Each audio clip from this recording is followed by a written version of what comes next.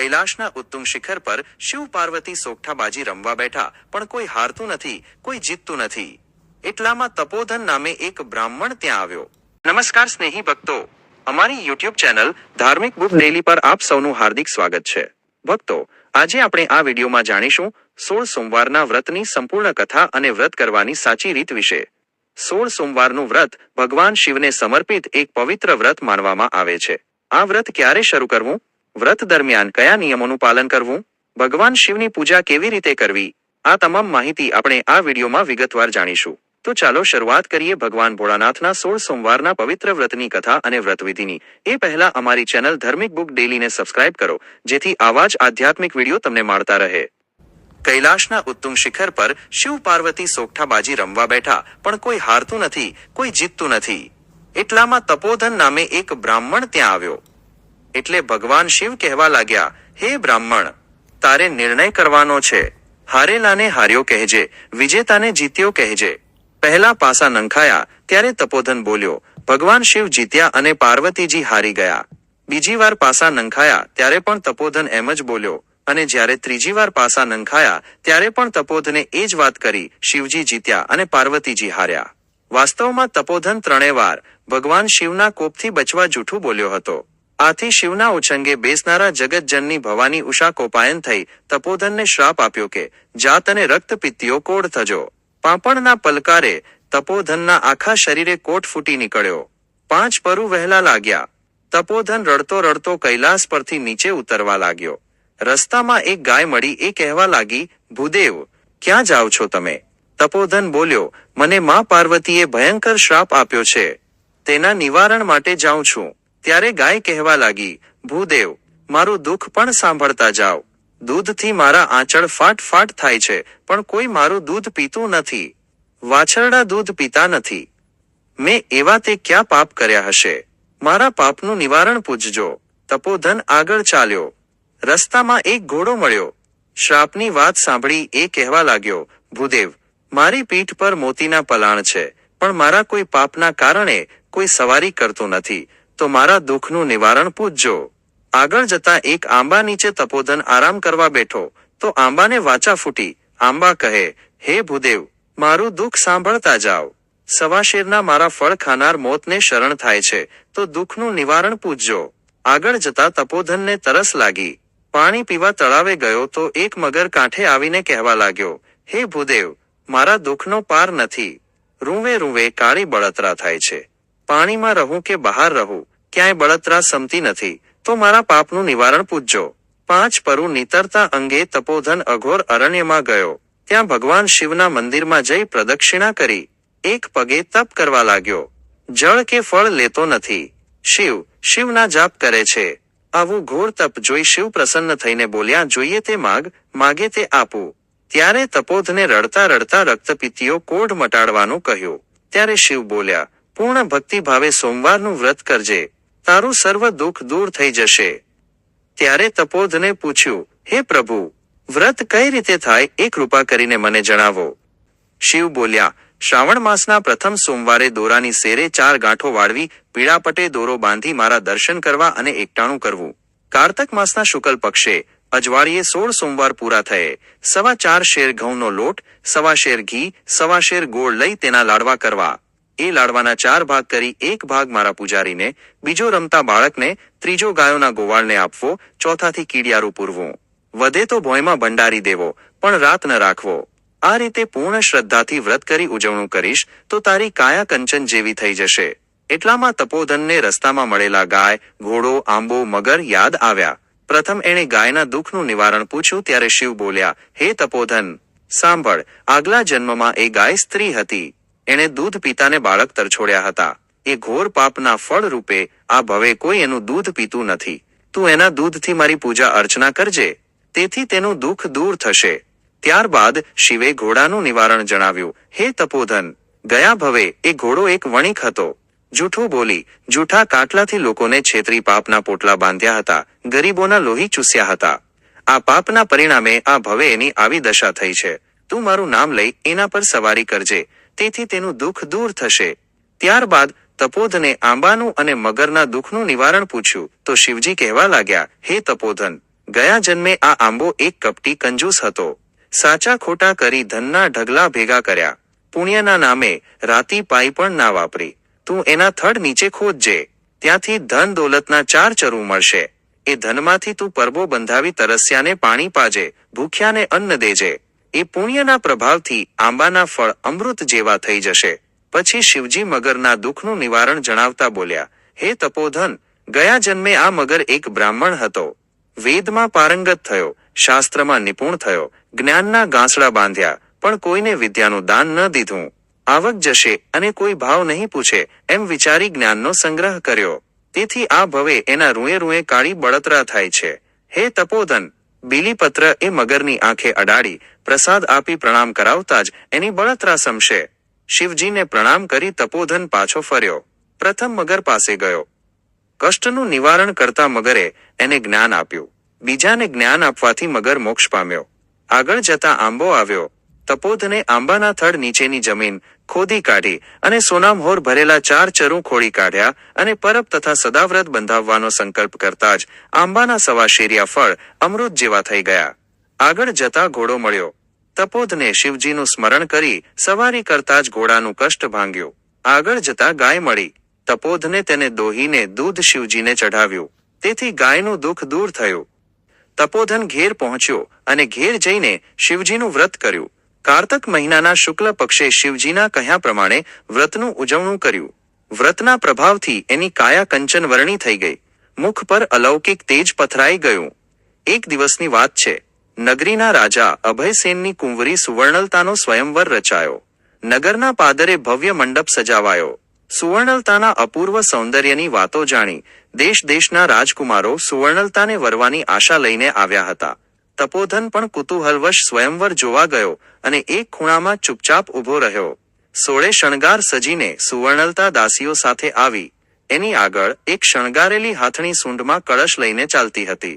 સિંહાસન પર બેઠેલા રાજકુમારોને છોડીને હાથણી આગળ ચાલી અને એક ખૂણામાં ઊભેલા તપોધન પર કળશ ઢોળ્યો. તેથી રાજકુમારો બૂમો પાડવા લાગ્યા કે હાથણીની ભૂલ થઈ છે. પણ ત્યાં જ હાથણીને વાચા ફૂટી, મેં યોગ્ય વર પસંદ કર્યો છે. રાજાએ ધામધૂમથી સુવર્ણલતાને તપોધન સાથે પરણાવી. હીરા, માણેક, રથ, હાથી, ઘોડાની પહેરામણી આપી. તપોધને માન્યું કે એ 16 સોમવારના વ્રતનો જ પ્રભાવ છે.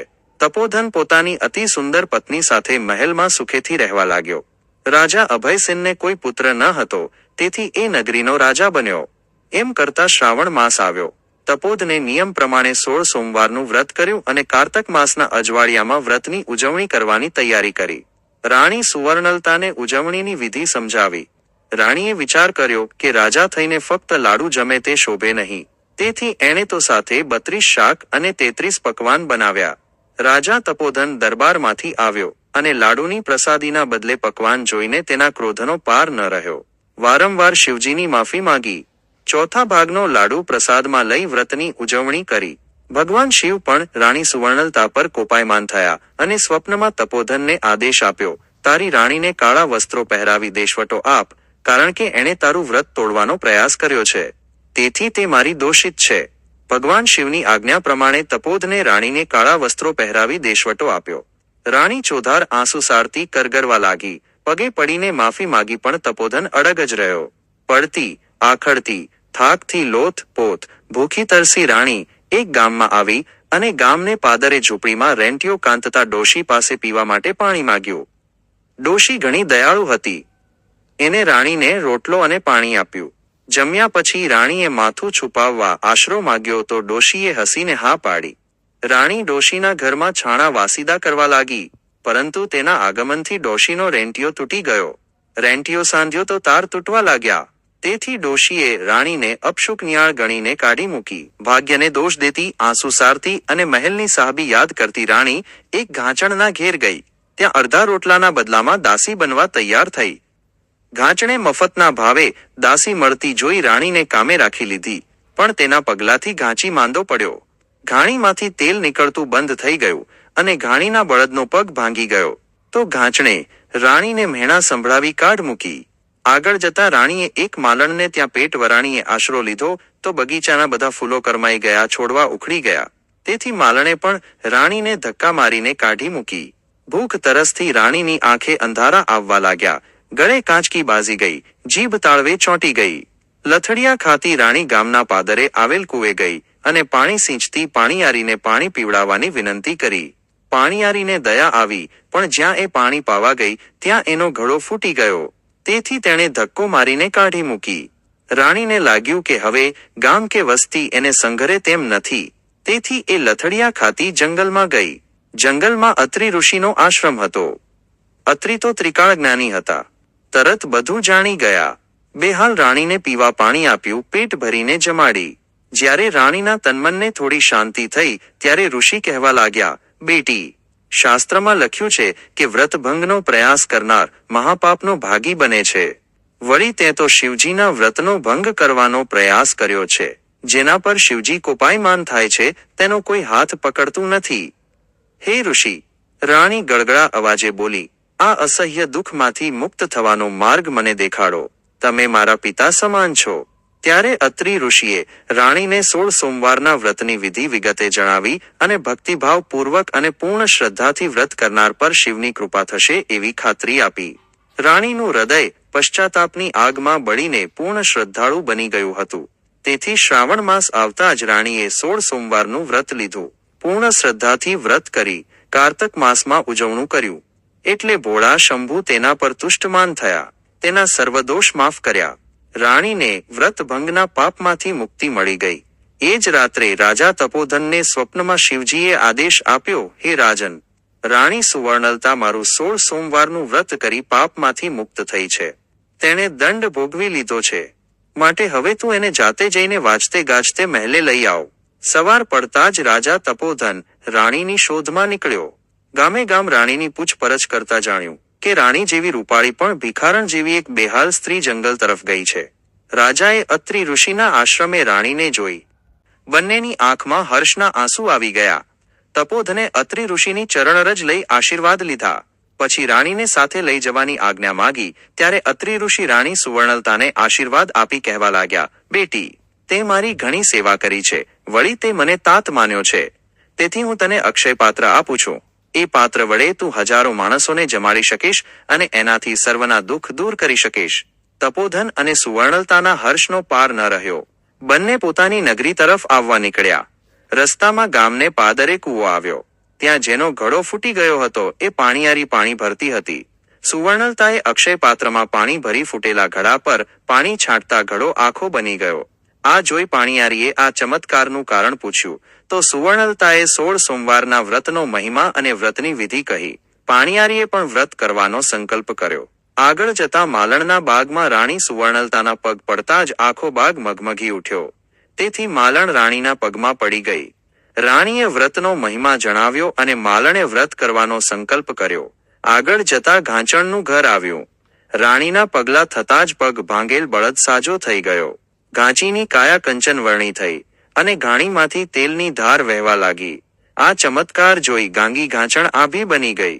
સુવર્ણલતાએ એને શિવજીના વ્રતનો મહિમા જણાવ્યો. એટલે ઘાંચણ પણ આ વ્રત કરવા સંમત થઈ.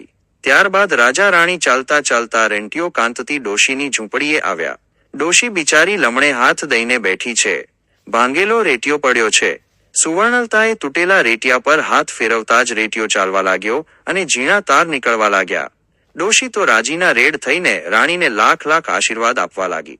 રાણી સુવર્ણલતા જાણે છે કે એક દિવસ જ્યાંથી જાકારો મળ્યો હતો ત્યાંથી આજે આશીર્વાદ મળી રહ્યા છે એ શિવજીની કૃપા અને વ્રતનો પ્રભાવ જ છે. રાજા રાણી મહેલે આવ્યા. રાણીએ આખા નગરને જમાડવાનો સંકલ્પ કર્યો. રાજાએ આખા નગરમાં ઢંઢેરો પીટાવી દીધો કે આવતીકાલે આ બાલ વૃદ્ધ સૌએ મહેલના પટાંગણમાં ભોજન લેવા પધારવાનું છે. બીજે દિવસે રાણી સુવર્ણલતા અક્ષયપાત્રનું પૂજન કરી ઈચ્છા કરવા લાગી. તેમ તેમ 32 શાક અને 33 જાતના પકવાનના થાળ ખડકાવા લાગ્યા. જેમ જેમ નગરજનો આવતા ગયા તેમ તેમ પીરસાતું ગયું. સૌ પેટ ભરીને જમ્યા અને અલૌકિક સ્વાદના 4 મોંઢે વખાણ કરવા લાગ્યા. પછી રાજા રાણી માટે પાટલા ઢળાયા ત્યારે રાણી બોલી, મારે આજે શિવજીનું વ્રત છે એટલે મારે એકટાણું છે. હું વ્રતની વાર્તા સંભળાવ્યા પછી જમેશ. ત્યારે રાજાને ચિંતા થઈ, કારણ કે વાર્તા તો ભૂખ્યા માણસને જ સંભળાવાય. રાજાએ વહેલી સવારે ભોજન લઈ લીધું હતું, તેથી એ વાર્તા સાંભળી શકે તેમ ન હતા. રાજાએ તરત પ્રધાનને કોઈ ભૂખ્યાને બોલાવી લાવવા કહ્યું.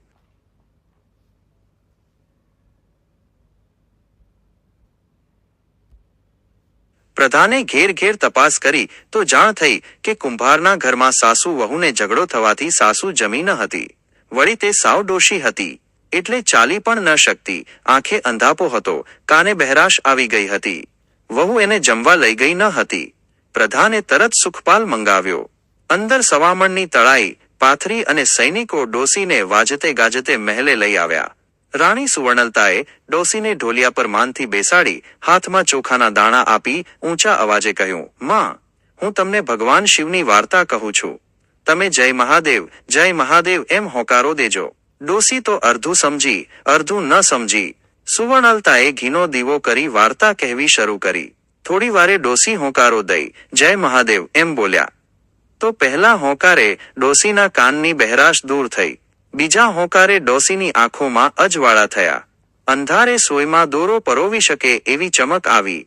ત્રીજા હોંકારે પગમાં નવી શક્તિ આવી. ડોસી તો બોલી ઉઠ્યા, દીકરી, જરાક નજર તો કર મારા પર. ભોળાનાથ રીઝ્યા. મને આંખો દીધી, કાન દીધા, મારા ભાંગેલ ટાંટિયામાં જોર દીધું. દીકરી, આમ કેમ બન્યું? આ ચમત્કાર જોઈ રાણી સુવર્ણલતા પણ ગળગળી થઈને ભગવાન શિવને હજારો પ્રણામ કરતા બોલી, માં, આ તો શિવજીની કૃપા છે. 16 સોમવારના વ્રતનો પ્રભાવ છે. તમે પૂર્ણ શ્રદ્ધાથી અત્યંત ભક્તિભાવપૂર્વક વ્રતની વાર્તા સાંભળી તેનું શિવજીએ તમને ફળ આપ્યું છે. ત્યારે ડોસીની આંખમાંથી હર્ષના આંસુ વહેવા લાગ્યા અને ગળગળા અવાજે ડોસી બોલ્યા, મેં જરાકે સમજણ વગર માત્ર વાર્તા સાંભળી તોય ભોળાનાથે મને આવું રૂડું ફળ આપ્યું. તો વ્રત કરનારનું તો આખું ભાગ્ય જ પલટાઈ જાય. સુવર્ણલતાએ ડોસીમાને વિગતે કરીને 16 સોમવારના વ્રતની વિધિ જણાવી અને પ્રેમપૂર્વક જમાડીને વિદાય કર્યા. ડોશી પગે ચાલીને ઘેર ગયા. ડોસીને જોતા સાંભળતા જોઈ દીકરાની વહુ આભી બની ગઈ. ડોસીએ 16 સોમવારના વ્રતની વાત કરી ત્યારે વહુએ પણ શ્રદ્ધાથી વ્રત કરવાનો સંકલ્પ કર્યો. પવિત્ર શ્રાવણ માસ આવ્યો. રાજા રાણી બંનેએ વ્રત કર્યું. કારતક માસે ઉજવણું કર્યું. રાજા રાણીને પ્રસન્ન થયેલા શિવજીએ પૂનમના ચાંદ જેવો દીકરો દીધો. તેનું નામ શિવદત્ત રાખવામાં આવ્યું. એ પણ તેના માતા પિતા જેવો ધર્મિષ્ઠ અને પ્રજાપાલક થયો. એ યુવાન થયો ત્યારે એને રાજગાદી સોંપી રાજા રાણી નદી કાંઠે ઝૂંપડી બાંધી તપ કરવા લાગ્યા. ત્યાં શિવલિંગની સ્થાપના કરી વર્ષો સુધી રાજા રાણી શિવજીની આરાધના કરતા રહ્યા અને એ ભક્તિના પ્રભાવે વૈકુંઠમાં વાસ પામ્યા. હે ભોળાનાથ, તમે જેવા તપોધન અને સુવર્ણલતાને ફળ્યા, આંધળી ડોસીને ફળ્યા, એવા વ્રત કરનાર, વાર્તા સાંભળનાર અને શ્રદ્ધાથી તમારું નામ લેનાર સર્વને ફળજો. જય જય કૈલાશપતિ.